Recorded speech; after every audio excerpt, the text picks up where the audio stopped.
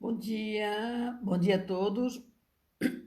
Hoje, sábado, 13 de junho, nós vamos conversar aqui com o Gerson Tavares. Vamos falar sobre a igualdade humana, sobre o prisma espírita. Opa, o Gerson já entrou aqui, nós vamos chamar o Gerson. Já te convidei, Gerson.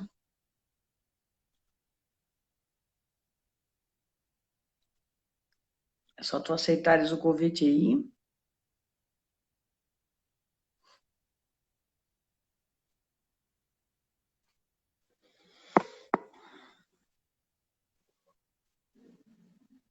Não tá dando, é só tu aceitar o convite.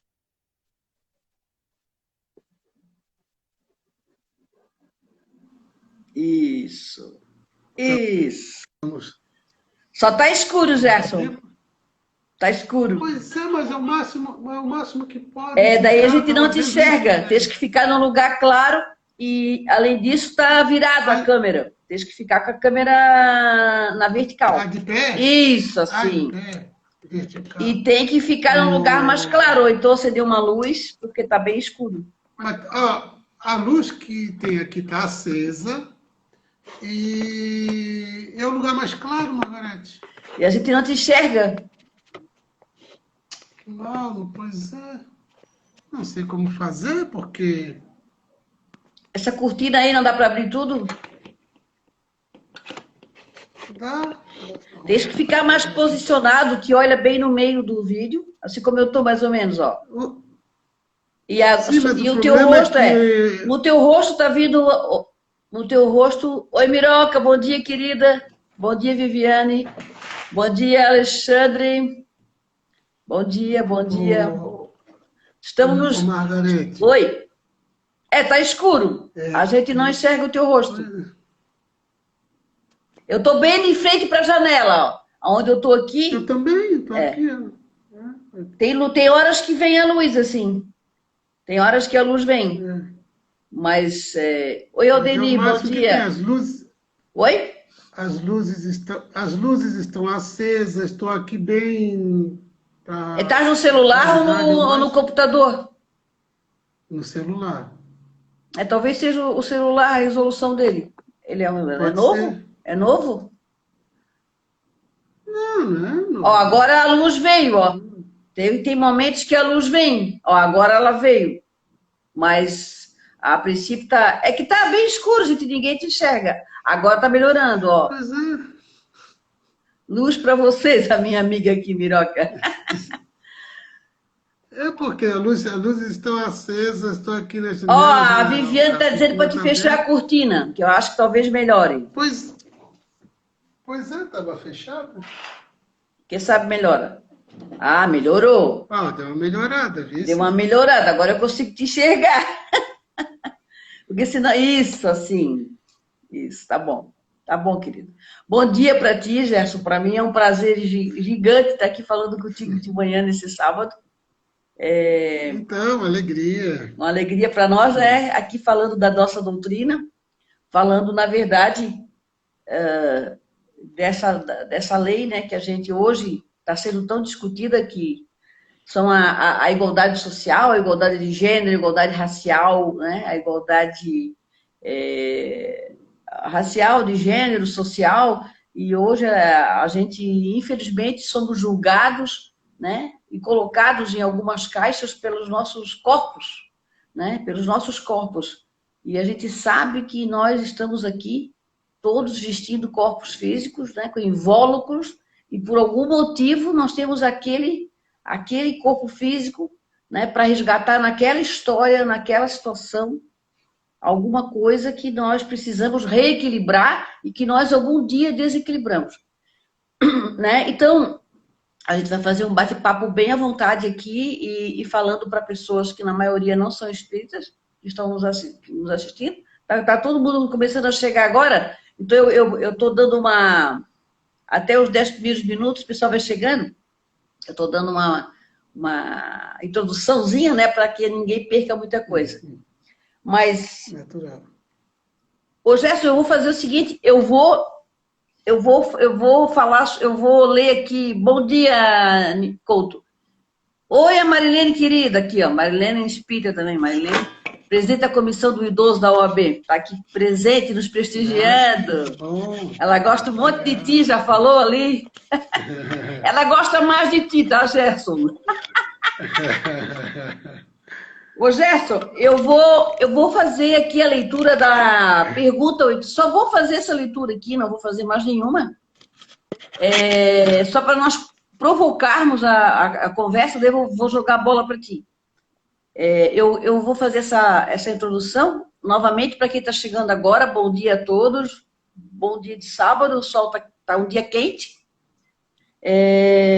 Nós vamos falar hoje sobre a lei da igualdade, que ela consta no Livro dos Espíritos, é a 8ª lei moral, na parte 3ª. E vamos trazer ela para a nossa vida aqui prática. Oi, Flávio, querido, que prazer gigante. Flávio de Barros. O Flávio Gerson é sobrinho neto da nossa querida Antonieta de Barros. O Flávio, ele fez uma live comigo agora essa semana sobre o racismo e tal, e ele, a Flávia do Movimento Negro, e a Joana Felício, que é atriz aqui em Florianópolis também, que é uma mulher negra. Bem, Gerson, então, pessoal, bom dia a todos novamente. Nós vamos falar sobre a lei da igualdade, que é uma lei que está presente nas leis morais, no Livro dos Espíritos, né? Vamos trazer ela aqui para a nossa vivência prática. E o Gerson, que é um renomado, que ele já vai se apresentar, um renomado orador espírita aqui da cidade, muito conhecido, auditor fiscal, formado em Direito e graduando em Psicologia.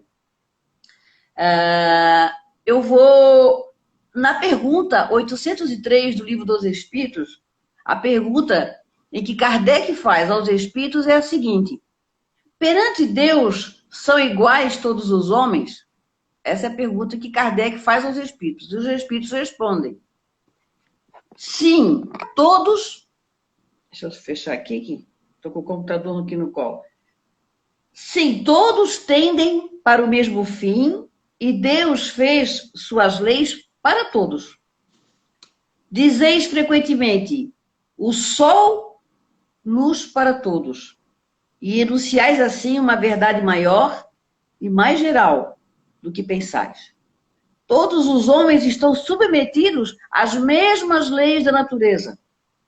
Todos nascem igualmente fracos. Acham-se sujeitos às mesmas dores. E o corpo do rico se destrói como o do pobre. Deus a nenhum homem concedeu superioridade natural, nem pelo nascimento, nem pela morte. Todos, aos seus olhos, são iguais. Bem, com esse preâmbulo, eu começo a nossa conversa. Gerson, por favor, se apresente e a gente começa aí vamos começar a conversar. Muito bem. É uma alegria estarmos convivendo, participando desta live com a Margarete, todos aqueles que têm se aconchegado neste instante para este intercâmbio saudável, feliz e reflexivo. Exatamente porque vivemos dias que solicitam, nos exigem mesmo reflexões. Reflexões a respeito da vida, de nós mesmos, como estamos conduzindo a nossa existência, a nossa relação com os outros, a nossa postura na coletividade, enfim. É tempo que solicita reflexão. Eu sou Gerson Luiz Tavares, como a Margarete apresentou. Profissionalmente atuo no Tribunal de Contas, na condição de auditor fiscal e controle externo, e graduado em Direito.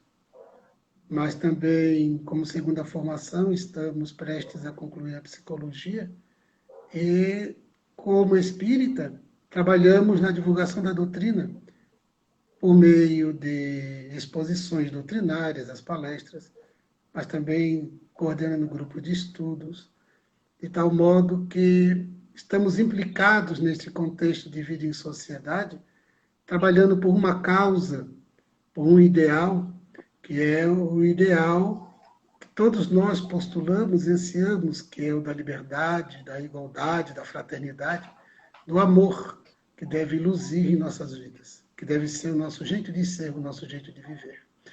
Então, é uma alegria. Esta pergunta que a Margarete leu, pergunta elaborada por Allan Kardec, e a resposta vinda dos espíritos nobres, apresenta-nos a igualdade como sendo natural. A igualdade é natural. A desigualdade não é natural. A desigualdade ela foi construída. Ela foi construída. Construída no processo de desenvolvimento antropológico, sociológico da criatura humana, que foi aprendendo a dispor da força física, mas também do conhecimento e da força política, a trabalhar a manipulação, o controle social, o controle das instituições. Michel Foucault, ainda no século XX, pensador, historiador francês, ele já estabeleceu isso. A criatura humana se empenhará para manejar o poder e o saber para qualquer forma de controle. O controle social, o controle étnico, o controle religioso. Se nós observarmos hoje, existe um empenho muito forte do fundamentalismo religioso. E nós verificaremos, portanto, que a desigualdade ela não é natural. O que é natural é a igualdade. Isso que os espíritos destacam muito bem, né, nesta questão levantada pela Margarete.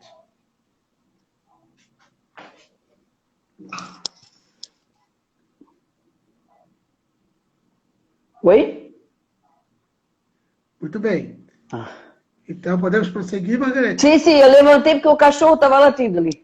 Elas sempre dão uma participação especial nas minhas lives aqui, minhas cachorras. Naturalmente. Então, nós vamos observar que, considerando que a desigualdade ela é construída socialmente, historicamente, nós precisamos assumir a postura reflexiva e a adoção de mecanismos, de ações para o restabelecimento do equilíbrio, para que a igualdade, que é natural, ela seja dinamizada com naturalidade na nossa vida individual e coletiva. Se nós formos observar todo o empenho dos iluministas, né, do século XVIII, Jean-Jacques Rousseau, John Locke, Montesquieu, Voltaire, todos eles estabeleceram com outros companheiros, Diderot e outros tantos iluministas, que levantaram a bandeira da igualdade, da liberdade e da fraternidade.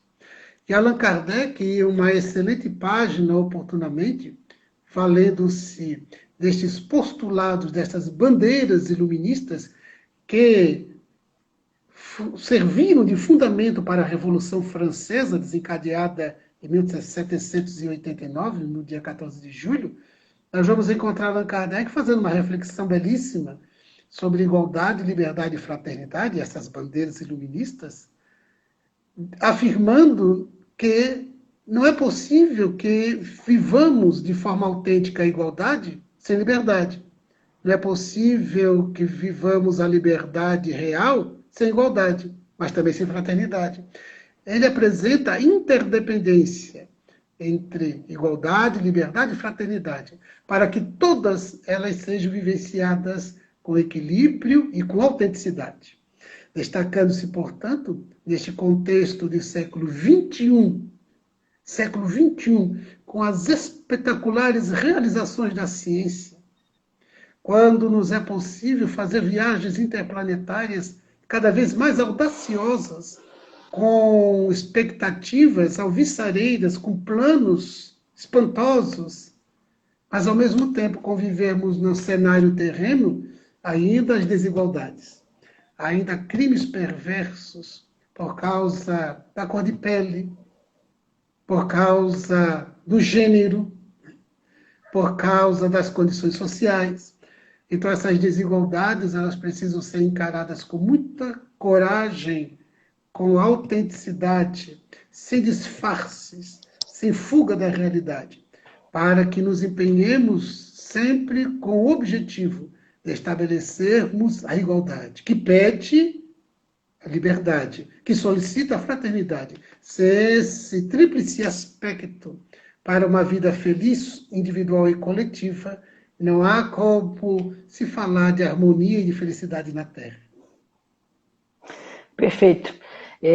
Se me permite até falar, eu sempre levanto as bandeiras iluministas nas minhas falas, porque tu falaste uma coisa muito certa agora, não dá para tu viver em pé de igualdade sem liberdade e sem fraternidade.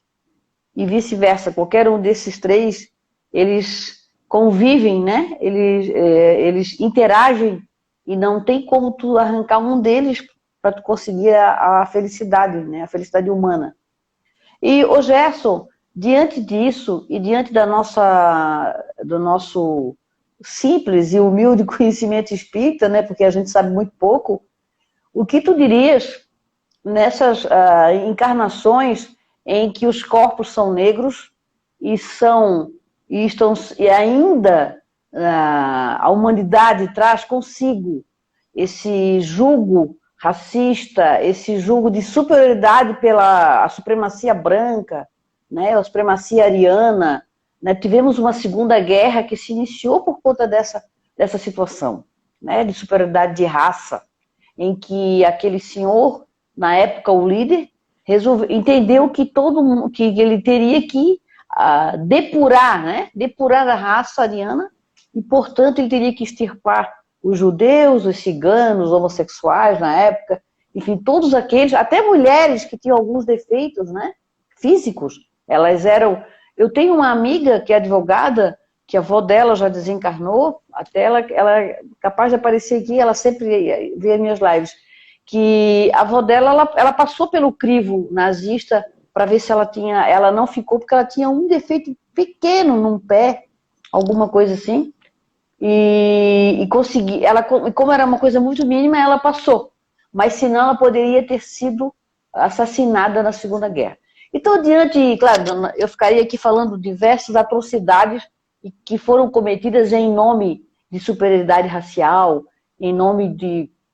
inclusive em nome de Deus, né?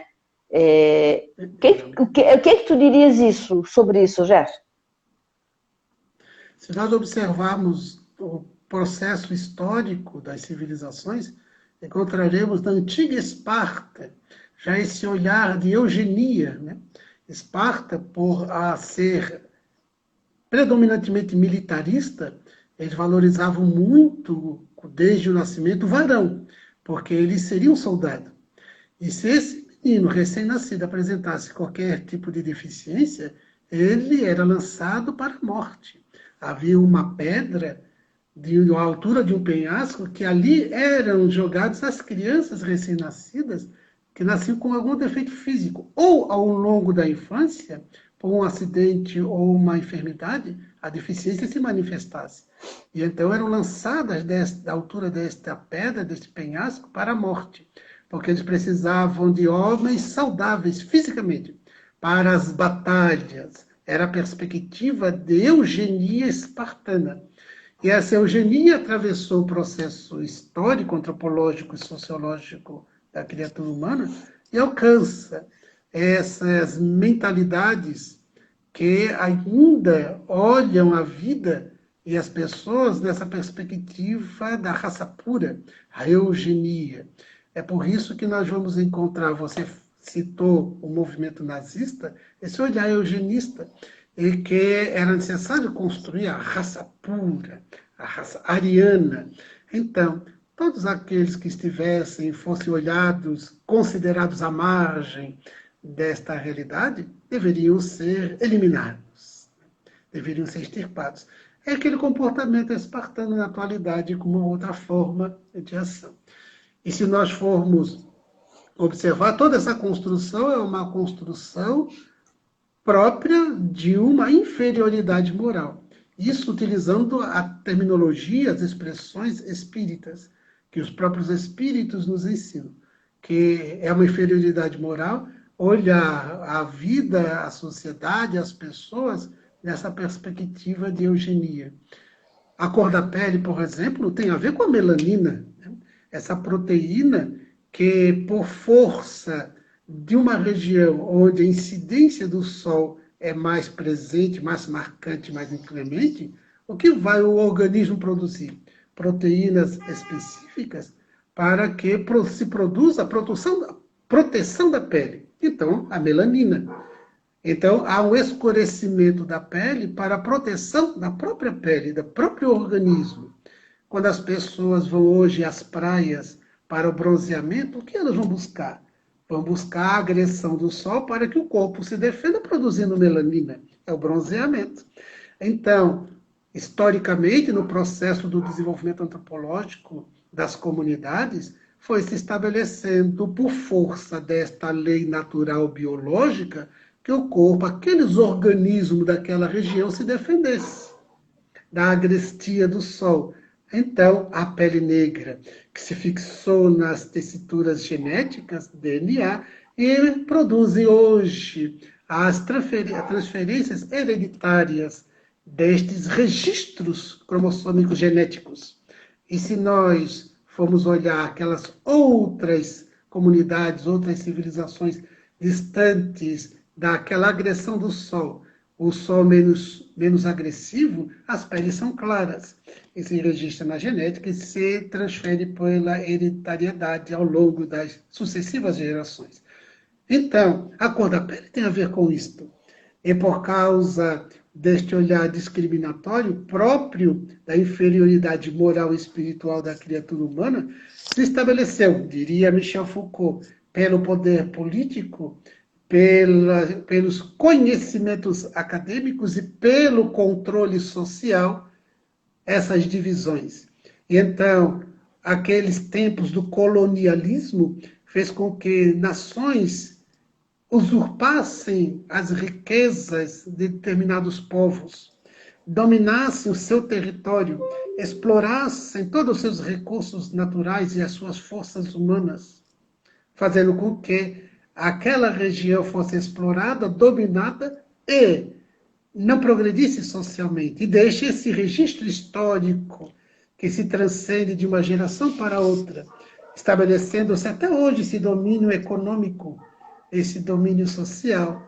E a discriminação decorre de todo esse olhar muito imediatista, muito superficial e egocêntrico. Então, nós vamos constatar que a cor da pele tem as razões biológicas, orgânicas, naturais. E o indivíduo movimenta toda uma construção ideológica para sustentar, sem qualquer razão, sem qualquer fundamento profundo e transcendente, mas um fundamento imediatista, fundamento interesseiro, numa lógica materialista e de controle social, para que essas diferenças se deem. E então a discriminação é construída a partir destas marcas. Discriminação e preconceito são sempre construídos a partir de estigmas. Estigmas são marcas. Então nós fomos ao longo do processo histórico marcando pessoas e povos, comunidades, marcando.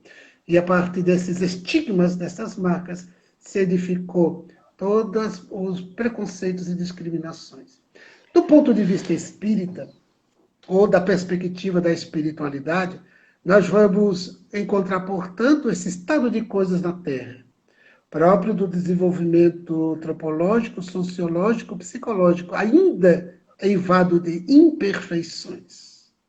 Se desenvolveu muito intelectualmente, mas não houve um crescimento moral e espiritual para e passo. Então, dentro desta realidade que está posta, o que faz Deus nas suas leis? Lei de causa e efeito, lei de ação e reação. O que faz Deus?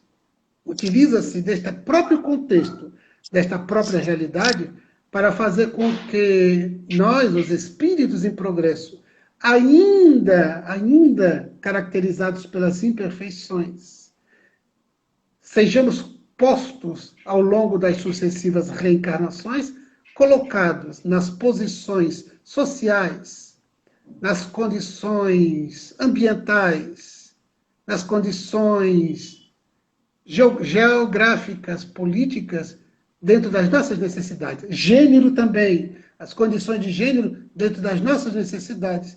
que é exatamente nesta seara de ação, de vivência, conforme a reencarnação fora programada, que nós teremos a oportunidade de produzir e crescer, mas também de resgatar. Também de resgatar.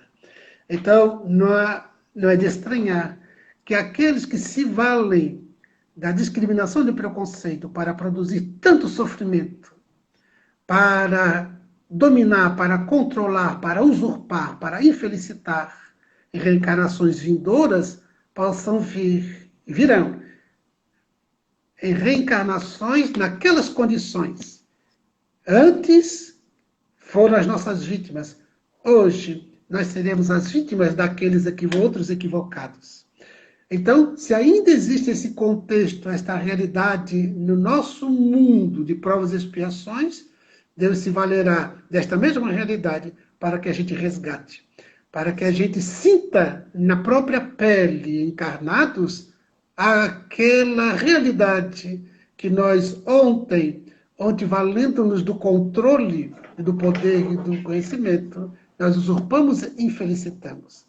Por isso que nós encontraremos muitos daqueles que um dia foram reis despóticos, foram gestores tirânicos, autoritários, a reencarnar numa condição daqueles que sofrerão autoritarismo, daqueles que ocupam essa posição ainda.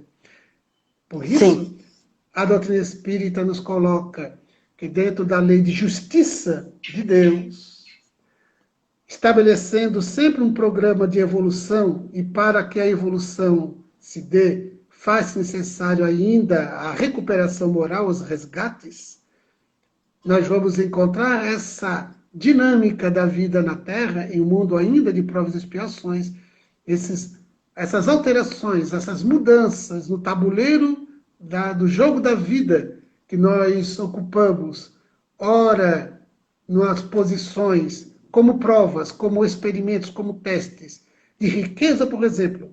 E se nós não vivenciarmos esta condição com nobreza, nós haveremos de lembrar da parábola do mal rico que Jesus nos apresentou. Quando em futuras reencarnações haveremos de sofrer as circunstâncias do outro extremo. É por isso que nós vamos ver no livro, por exemplo, há 2000 anos, Emmanuel fazendo relato da personalidade de Públio Lentulus, um senador romano, que se deixou levar pelo orgulho, pelo poder, que promove a possibilidade de controle, tendo a grande oportunidade de, valendo-se destas ensanchas, deste ambiente e destas possibilidades de poder para felicitar e não explorar e não controlar, ele, não tendo feito bom uso, mas ainda naquela existência, convertendo-se ao final dela ao cristianismo, na reencarnação seguinte, ele veio como escravo.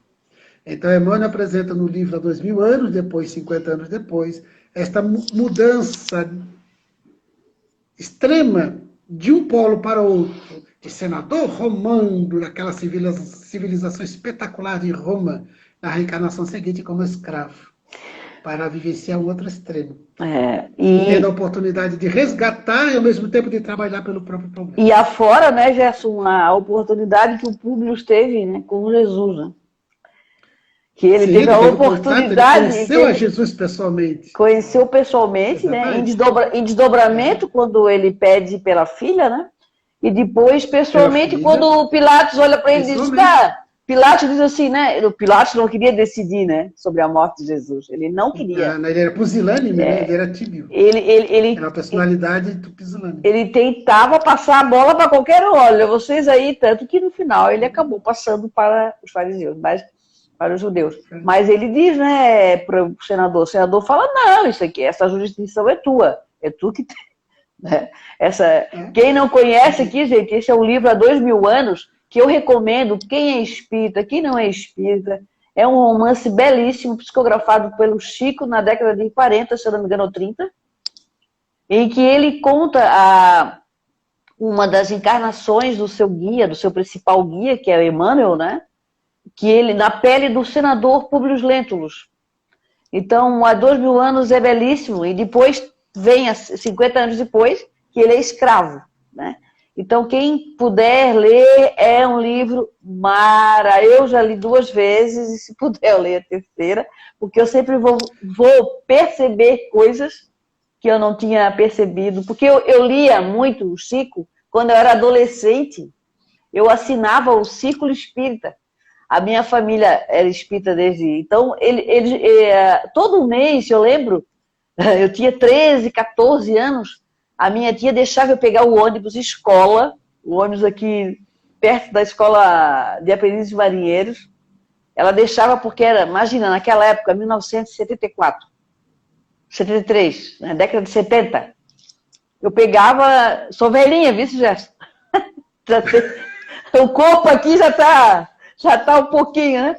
Aí eu ia até, eu nunca esqueço, Gerson, eu ia até na frente do Correio, que era na frente do Aderbal, da Escola Aderbal Ramos da Silva. Eu morava no Jardim Atlântico, que eu me criei ali, né? E eu ia lá buscar o livro. Ai, que sensação maravilhosa, porque eu não sabia que livro que vinha. Aí vinha toda a coleção do Chico. Então eu tive que depois, na maturidade, né, reler muita coisa, porque a gente não lembrava de quase nada. Muita coisa aconteceu, né, na vida da gente. Então, assim, há 2000 anos, aliás, Renúncia, há 2000 anos e 50 anos depois, são 3 romances do Chico que... Paulo Estevam. Paulo Estevam, então. Paulo Estevam eu chorei. Ave Cristo. Paulo Estevam tem que ser lido e relido. É. Então eu cito esse exemplo há 2000 anos e depois, 50 anos depois, para demonstrar que Deus se vale da realidade ambiente do mundo para fazer com que a gente resgate e ao mesmo tempo progrida. Então, numa posição de senador, que seria naquele contexto histórico romano, o ápice do poder social e econômico, na reencarnação seguinte como escravo. Ou seja, essa diferença social de uma realidade ambiental, de um contexto, dentro de um mesmo mundo. Então, Deus se vale da lei de causa e efeito para nos testar, nos experimentar e, ao mesmo tempo, produzir os resgates nas diversas situações. O próprio gênero, né? O que os espíritos deixam muito claro é que o espírito em si mesmo, o espírito propriamente dito, ele não tem gênero. Não tem gênero. Não é homem, não é mulher. É espírito, ser inteligente. Nos processos das reencarnações sucessivas, ocupa o polo masculino, o polo feminino, para viver as experiências diversas, a fim de que logre as conquistas evolutivas que aquele gênero apresenta com as suas singularidades. Tem singularidades que nós vivenciaremos no gênero masculino, singularidades no gênero feminino. Então, para que possamos viver todas as experiências, para que possamos vivenciar todas as emoções, todos os desafios, nós reencarnamos em gêneros diferentes, conforme a programática da reencarnação, porque o espírito em si mesmo não tem gênero. É o organismo que tem, com toda a sua estrutura de sistema nervoso, de hormônios e de órgãos, que favorece aquela especificidade de polo, de gênero, enquanto que as desigualdades de direitos das relações foram construídas pela sociedade. Mas diante de Deus e das suas leis, diante da vida, somos iguais. As leis são as mesmas. São os mesmos direitos, somos todos iguais diante de Deus, diante da vida. Homem, mulher, negro, branco. Somos todos iguais, pobres, ricos, com poder, sem poderes ambientais, históricos, sociais. O que é importante é nós descobrirmos e nos compenetrarmos, estarmos implicados. Isso, Margarete, eu tive essa mudança de chave que me facilitou muito a reflexão, foi com a psicologia. Nem foi com o direito, mas foi com a psicologia. Quando alargou a minha capacidade de melhor entender a própria doutrina, a própria lei de Deus, quando eu aprendi a refletir, somos sujeitos de direitos. Todos somos sujeitos de direitos. Qual foi a idade? É criança? É um sujeito de direito. Isso ampliou a minha capacidade de melhor entender e compreender a criatura humana. A criança é um sujeito de direito. O idoso é um sujeito de direito. Todos, homens e mulheres, seja qual for a sua posição, a sua postura, onde estiver, como vive, é um sujeito de direito. Se acerta, é um sujeito de direito. Ainda se erra, continua sendo um sujeito de direito. Nesse tempo em que nós desejamos muito a vingança para o malfeitor, não nos esqueçamos, é também um sujeito de direito. As leis devem ser aplicadas com dignidade. Nunca para infligir o sofrimento. É para que o indivíduo desperte para a realidade. Se precisa ser submetido aos ditames das leis penais, que seja, mas com dignidade, porque é um sujeito de direito. Claro. Então, quando nós ampliamos esse olhar, observando o outro como sujeito de direito, não há desigualdades. Né? Não há desigualdades. Mas o olhar não é esse. Quando não é considerado. Exatamente, não é esse olhar. Infelizmente. Porque o olhar não é que o outro é Não. sujeito de direito. O outro não é sujeito de direito. Tanto que é esse muito. É o problema. Tanto que hoje vivemos um momento de. Porque é uma coisa que. Uma vez eu escrevi um artigo, até esses dias eu estava dando uma organizada nos meus papéis e eu encontrei. Em que eu falo o seguinte: vingança ou justiça social? Né? Porque Exatamente. são coisas distintas. Né? Não existe. A justiça não é feita através da vingança. Né? Então, é onde eu falo, e é um momento complicado em que os direitos humanos estão sendo colocados à prova nesse aspecto. Como se aquele que tivesse desobedecido às leis, né, ao criminoso, ele não fosse um sujeito mais de direito. Né? Então, ele morre à míngua num cubículo onde cabe 20, fica, onde cabe 2, fica 20. Por quê, né? Ele não é mais sujeito de direito. E ele continua sendo. E aí, quando se fala, gente, olha os direitos humanos, todo mundo olha pra gente, que direitos humanos, né? Porque eu sou aquela pessoa que trabalho, eu sou aquela pessoa correta, né? E é muito complicado a gente também colocar esse raciocínio, Gerson, sem despertar a ira, de uma forma serena, né? De uma forma serena, de uma forma sem que ninguém, naquele momento, entenda que isso tem a ver com politização, porque não tem a ver. Isso tem a ver com direitos humanos, isso tem a ver com solidariedade, tem a ver com fraternidade, com igualdade, com liberdade. Então, é muito complicado, porque se você se posiciona a favor do oprimido, você é de esquerda. Se tu te posiciona a favor do opressor, tu é de direita. Que esquerda, que direita? Ninguém é de esquerda nem de direita. Nós somos sujeitos todos de direitos. O que é de direitos. Né? Por isso me impressiona muito, Margarete, personalidades que viveram na pele a discriminação, a violência de quem pugna pelos estigmas. Martin Luther King, Nelson Mandela, Gandhi, essas personalidades formidáveis. Martin Luther King, em especial, ele me encanta. Eu assisti a um documentário sobre Martin Luther King, ainda em preto e branco, as filmagens, um documentário antigo, e que um amigo dele, que ladeou com... Ele era chamado de King pelos íntimos, né? Que ladeou com King durante toda a sua trajetória na década de 1960, enfrentando o apartheid nos Estados Unidos, e ele liderando o movimento pelos direitos civis, enfrentando o apartheid, que ele conseguiu tirar, porque, para quem não sabe, o apartheid, ele é mais do que uma discriminação, ele é uma lei de segregação racial, que o Nelson Mandela enfrentou na África do Sul e que Martin Luther King enfrentou nos Estados Unidos. Leis que faziam a separação.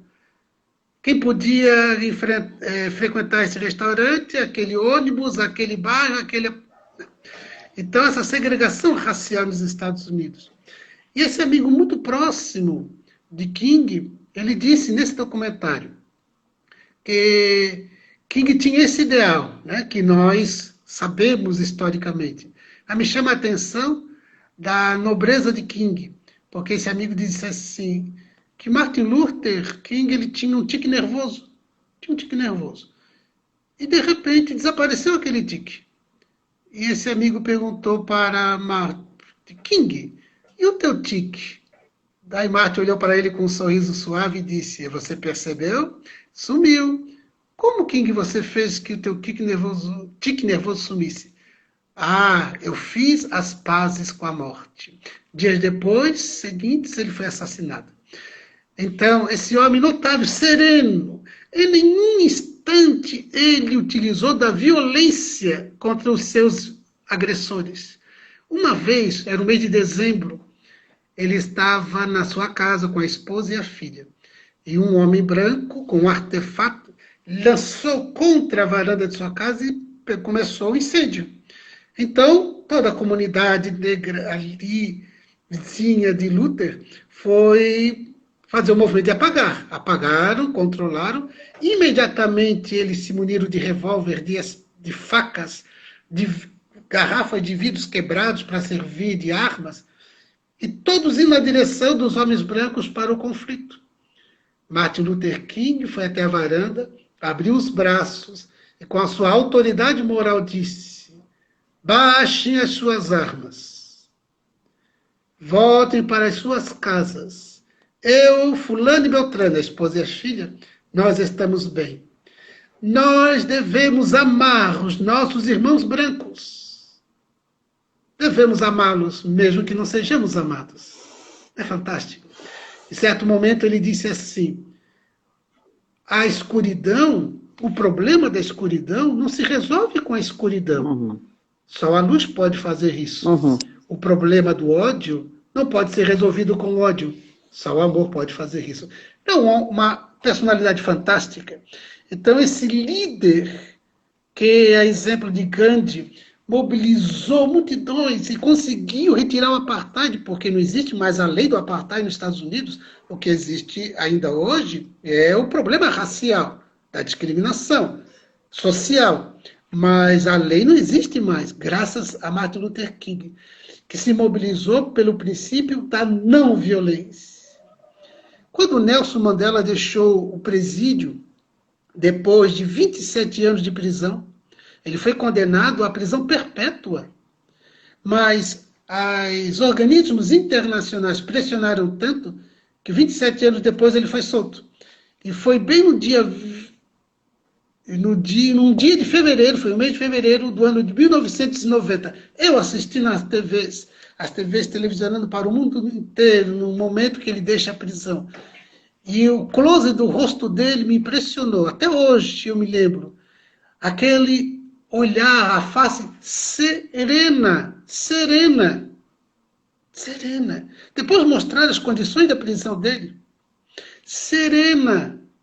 E ele liderou um movimento pacífico pela reorganização e união do seu país. Se tornou presidente da África do Sul e, por causa do seu movimento pacificador, ele ganhou o Prêmio Nobel da Paz em 1993. Não é fantástico? Por quê? Porque mesmo diante dos seus agressores, ele reconhecia, são homens e mulheres, são pessoas, sujeitos de direito. Exatamente. Então, ódio não. Ódio não. Eu acho... Fantástico, porque é possível. Se tu me permite, Gerson, é bem isso que tu falou. É o nosso olhar que tem que mudar. É o olhar, é o nosso olhar contaminado pelo preconceito, pela discriminação, o nosso olhar contaminado por uma suposta superioridade, uma suposta que alguém talvez um dia naturalizou o mal, porque nós temos uma sociedade que ela há muito o que desconstruir. Talvez até mais do que construir. Nós temos que desconstruir naturalizações que fizemos por muito tempo do mal. Né? Eu faço sempre as minhas palestras um comentário até bobo, mas que isso reflete. Eu lembro que na minha infância, nós cantávamos a cantiga de roda, tirei o pau no gato, e o gato não morreu, olha que coisa absurda. Né? Eu tenho 4 gatos, eu amo animal, eu sofro com o sofrimento dos bichos, e eu cantava isso rindo. Então veja bem, eu estou trazendo uma analogia esdrúxula para uma coisa mínima, mas um comportamento social em que nós naturalizávamos o abate do animal como uma coisa engraçada. Sim. Né? Então... Exatamente. Olha só, Margarete, na faculdade de psicologia tinha uma disciplina que ela foi optativa, inclusive. Psicologia e inclusão. Foi excelente. Então, e que é um tema bem atual, né? Sim, inclusão. Sim. Então, a nossa professora, muito bem centrada na temática, ela apresenta a perspectiva da psicologia e inclusão e nos exibiu um documentário. Documentário que me esqueci o título do documentário, que está no YouTube. Mas muito interessante, porque o que esse documentarista focou? Ele, sabe esse stand-up, essas apresentações de anedotas, de piadas, histórias engraçadas, né? Uhum. Ele fez uma seleção, ele prestou atenção e fez uma pesquisa de todos os stand-up e fez uma seleção e uma análise. Ele disse a quantidade de stand-ups cujos temas são, para fazer rir, hein? Homossexualidade, tá? A mulher, uhum. o pobre, o negro e o gordo. Agora tu vê. Homossexualidade, pobre, a mulher, muito utilizada para fazer rir, o negro, o pobre e o gordo. Percebe? E as pessoas dando gargalhadas. Uhum. Nós temos que parar de rir, porque não tem graça. Muito bem, Gerson. Não tem graça. Muito bem, Gerson. Ó, me arrepiei aqui. Isso. Arrepiei aqui. Nós temos que parar de rir. E no documentário,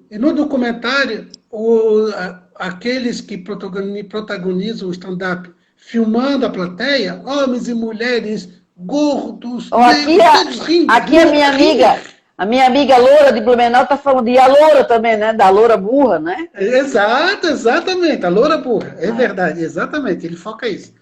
Então, veja a nossa sociedade do século XXI. Olha as nossas piadas. Tá? Então, não tem graça. Não tem graça. Não então, tem. Esse olhar tem que mudar e nós temos que desconstruir para fazer toda uma construção. Uma construção. Descondicionar, porque nós temos um condicionamento. Quando as pessoas dizem assim, eu não discrimino, presta atenção, porque isso nos atravessa, está impregnado em nós. Eu não sou racista, presta atenção. Eu não... Presta atenção, eu não tenho preconceito nenhum, presta atenção. Não. O autoconhecimento nos faria descobertas formidáveis. Exatamente. E, não, tem uns que falam assim, não, eu acho a homossexualidade, e até não falam nem homossexualidade, homossexualismo, né? Ainda usam o sufixo errado, né? O ismo. Tudo que é ismo, gente, é doença. Então, por favor. Mas aí eles falam assim, não, eu já escutei muito isso. Eu acho o homossexualismo normal. Inclusive, eu tenho um monte de amigos que vão na minha casa, eles são tão legais. Viu? Parece que eles são os ETs, assim. Eles são tão bacanas, eles sorriem, eles são engraçados, eles são inteligentes, como se fosse uma subnotificação da raça humana. Exatamente. É dessa forma. Olha só, Margarete. Uma vez, era na década de 1980, quando houve o boom da AIDS, né? O boom da AIDS. E ali, até se construir, ter a melhor compreensão do vírus, o grupo de riscos e tal. Aquilo ali. Quem era? Era o homossexualismo, né? Que se utilizava ainda muito o sufixo ismo, né? Os homossexuais que eram... porque o ismo saiu na década de 90 pelo Conselho de Psicologia, saiu em 90. Isso, exatamente. Daí eu estava na nossa casa espírita, o Centro Espírita Mãe Humildade do Apóstolo, que eu fazia de manhã, eu tinha tempo naquelas manhãs, para que um dia que eu trabalhava de tarde, hoje de manhã eu também já não tenho umas condições. Mas um dia de manhã eu fazia o atendimento fraterno, o outro dia eu aplicava o passe. E aquela manhã era uma manhã que eu aplicava o passes. Então eu estava num gabinete, que hoje é a biblioteca, que eu estava ali esperando alguém que chegasse para os passes. Aí chega um rapaz magro, pálido, bem magro, visivelmente frágil fisicamente. E ele para na porta, me olha e fica parado, assim, receoso de entrar. Daí eu disse para ele, você deseja o passe? Ele, sim, eu preciso, mas eu quero te advertir. Eu disse, o quê? É que eu sou soro positivo. Tadinho. Eu disse, veja, por quê? Por causa da discriminação, o medo, né? Porque as pessoas fugiam. Então eu lhe disse, ora, mas eu que tenho que te advertir, porque quem está com a imunidade em deficiência é você. Você que tem que ter medo de mim, não, eu de você. Venha, sente-se aqui, vamos ficar perto, vamos conversar e eu lhe aplicarei o passe. Nós temos uma postura ética, você sabe, né? Na aplicação do passe pela imposição das mãos, não tocar na pessoa, uma questão ética, né? Imagina tocar numa pessoa, eu, homem, numa mulher, ou vice-versa, ou mesmo tocar no homem. Não, por uma questão ética a gente não toca. Mas naquele circunstância eu fiz questão de tocar. Ah, que legal. Para ele se sentir acolhido. Legal. Uhum. Fiz questão para ele se sentir acolhido. Nossa. E eu abracei, então, porque olha o sofrimento de uma pessoa. Um dia desses, eu estava vindo com o meu filho, um grupo de amigos, de uma atividade espírita, no centro de Florianópolis, onde eu moro, aqui no centro de Florianópolis. Tem as pessoas em situação de rua. E vi um grupo de homens em situação de rua, veio na nossa direção. Daí, as amigas que estavam acompanhando estavam vindo até o carro delas, para que elas não fossem sozinhas até o carro. A gente aproveitou e fomos conversando. E elas deram 2 passos para trás quando eles se apresentaram. Nossa. Vieram na nossa direção. Veja aquela coisa que está em nós, né? Elas deram 2 passos para trás, assustadas. E eu percebi isto, né? Que elas deram 2 passos para trás. Eu dei 2 passos para frente. Eu aproximei deles, estendi a mão para aquele que tinha a postura de maior liderança, né? Porque sempre os grupos, sabe, né? Tem aquele que tem a postura de maior liderança. Estendi as mãos, ele estendeu as mãos, nos cumprimentando, e perguntei, qual é o seu nome? Ele me disse, eu disse o meu. E então, lhe perguntei, o que podemos fazer por vocês? Daí ele disse, água, água. E onde nós poderemos, essa hora, conseguir água aqui? Ah, ali então, disse, então vamos, com um grupo de amigos, atendemos, e ao nos despedir, ele disse, olha só o que ele nos disse. Olha, nós temos que agradecer muito a vocês, porque as pessoas fogem de nós. Porque ou nós somos craqueiros ou somos bandidos. Não tem outra alternativa. Ou craqueiros ou bandidos, então fogem de nós. Vocês conversaram conosco.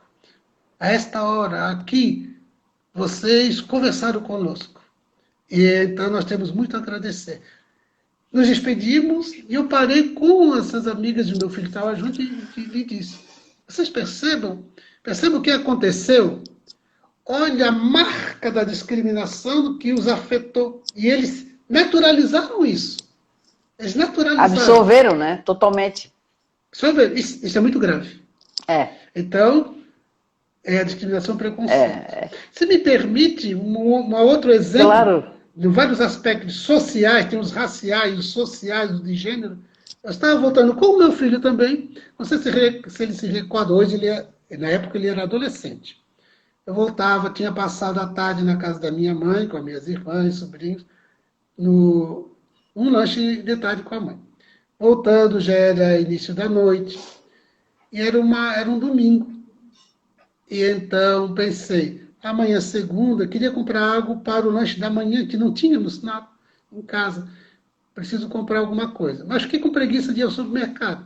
Eu me recordei na hora que na Avenida Silvio Lúcio, hoje não tem mais, havia uma padaria pequena, bem ao lado do Clube 12. É uma padaria que dura pouco tempo ali. Eu disse, ela abre aos domingos, eu vou lá. Parei. Quando parei o carro bem na frente, a porta aberta, estava a senhora, dona da padaria, de costas para o balcão, voltada para uma pia, fazendo alguma coisa, e um homem na frente do balcão.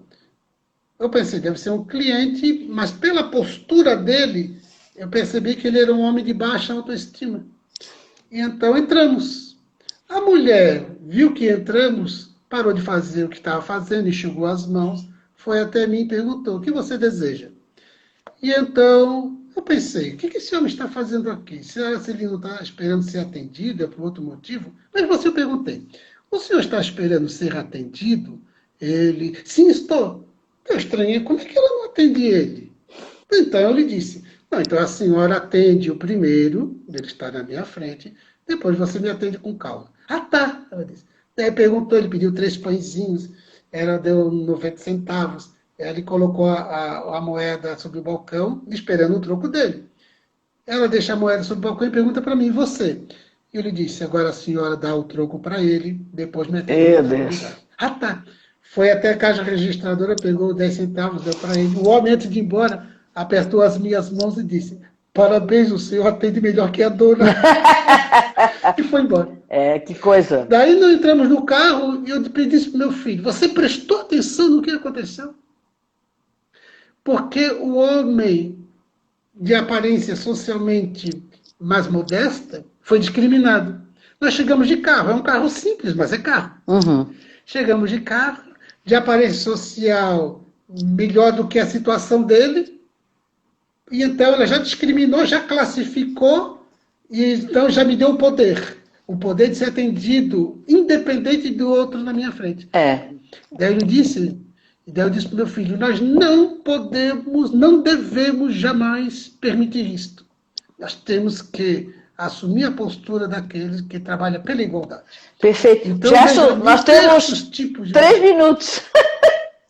Tá bom, querida. Voou, É não, isso não é para... Eu estou sendo extremamente... Quem me conhece sabe, né? Eu estou aqui emocionada falando contigo. Realmente te agradeço demais. Eu quero que tu encerre com algumas palavras tuas. Muito obrigada mesmo. E eu gostaria até novamente de falar contigo, porque foi muito bom. Muito esclarecedor. Então, tu pode deixar algumas palavras de encerramento aí para nós. Para mim foi com grande alegria. De fato, o tempo voa mesmo. Se fôssemos perguntar para Einstein, né, sobre a teoria da relatividade, diria isso, né?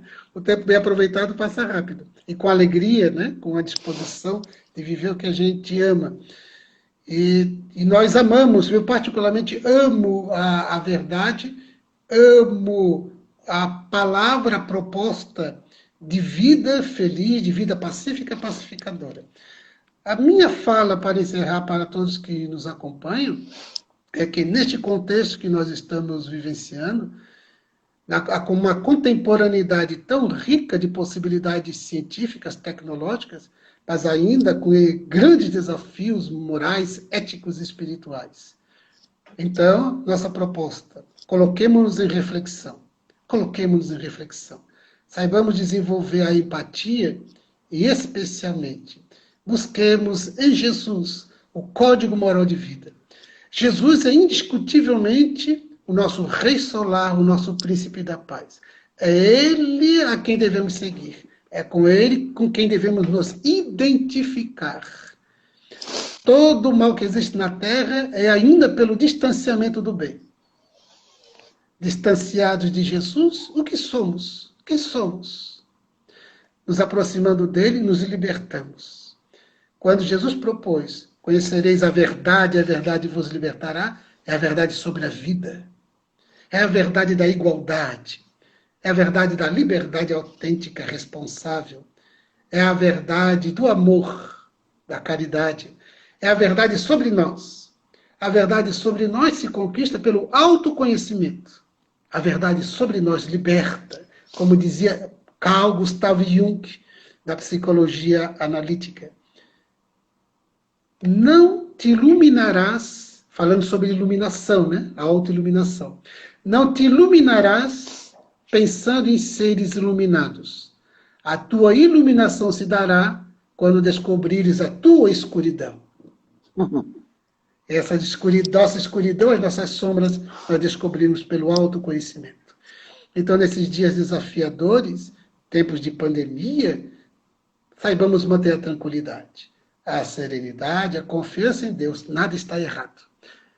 Nessa dinâmica das leis da vida, nada está errado. O que se encontra errado, equivocado, são os nossos movimentos individuais e coletivos que precisamos corrigir. E temos tempo para isso. Trabalhemos reflexivamente, nos aproximemos do bem sempre e sejamos felizes. Muita paz. Muito obrigado. Querido, beijo. Obrigada. Tá acabando, ó. 5, 4, 3, 2, 1, 0.